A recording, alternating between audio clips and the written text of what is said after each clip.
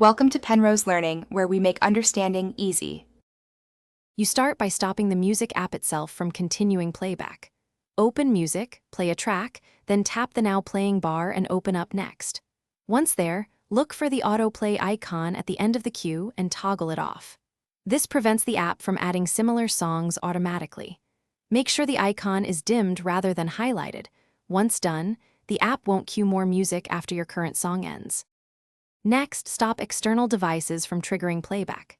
Go to Settings, right arrow Bluetooth, tap the I next to the accessory and change Connect to this iPhone to manual or when last connected, so it won't auto-connect and start music. If a car or speaker still autoplays, open Shortcuts, create an automation. When Bluetooth device connects, right arrow add play/pause action and set it to pause.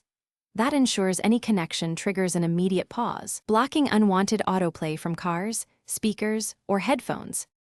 Finally, test your changes. Disconnect and reconnect the device and try playing audio. Make sure iOS and the music app are updated, then reboot the iPhone to apply settings. If autoplay continues, reset network or all settings as a last resort, or add a shortcuts automation to mute or pause on connection. One key troubleshooting tip. If a specific car or speaker keeps forcing play, check that car's infotainment settings. Many systems have their own autoplay option you must disable on the device itself. Thanks for watching. If this was helpful, leave a like and consider subscribing. See you next time.